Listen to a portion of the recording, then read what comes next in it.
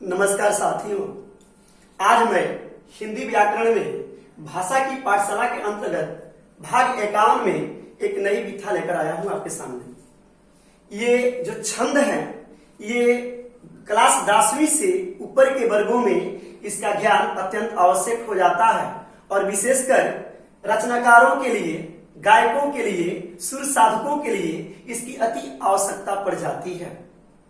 इसकी सबसे बड़ी महत्वपूर्ण हमारे जीवन में स्थान यह है कि इसके बिना हम लयात्मक अनुभव प्राप्त नहीं कर सकते। आइए जानते हैं छंद कहते किसे हैं। इसके एक एक बिंदु पर पहले ध्यान दें। कह रहा है कि अक्षर, हमने वर्ण में ही अक्षर को जाना था कि मूल ध्वनि है। अक्षरों की संख्या यानी इनकी तादाद कितनी है, एवं कर्म, किस क्रम में अक्षर को रखा गया है, मात्रा गणना, उसकी मात्रा की गणना, और यति गति। हम जब आगे बढ़ेंगे तो यति किसे कहते हैं, गति किसे कहते हैं, इसकी जानकारी प्राप्त करेंगे। से संबंधित विशिष्ट नियमों को जब एक पद में बांध दिया जाता है तो उसी पदबंध को हम छंद के नाम से जानते हैं। सवाल ये उत्पन्न होता है कि छंद कुल होते कितने हैं। तो छंद को 3 रूपों में बांट दिया गया है, 3 खंड कर दिया गया है। उसमें पहला खंड है वर्णिक छंद। वर्णिक छंद कहते किसे हैं, तो जिस छंद में वर्णों की संख्या, उनकी कर्म और उनकी गति लघु यानी ह्रस्व रूप में रखा जाता है, उसको वर्णिक छंद के नाम से जाना जाता है। दूसरा है मात्रिक छंद।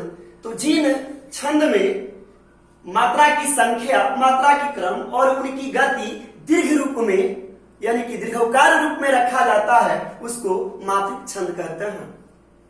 अब है मुक्तक छंद। तो जिस छंद में वर्ण और मात्रा दोनों में किसी की विशेष जरूरत नहीं होती है, उसको हम मुक्तक छंद यानी मुक्त अवस्था का छंद कहते हैं।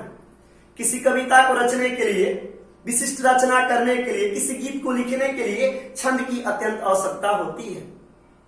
तो केवल छंद परिचय हम आज लिए हैं और छंद परिचय के तहत कुछ शब्द आए हैं निकलकर। अक्षर, अक्षरों की संख्या, उनका कर्म, उनकी गणना, यति, गति, ह्रस्व यानी लघु, दीर्घ यानी गुरु, इन सब की चर्चा हम अगली भाषा की पाठशाला में करने का प्रयास करेंगे, ताकि आप धीरे से और अस्थायी रूप से सीखने का प्रयास करेंगे।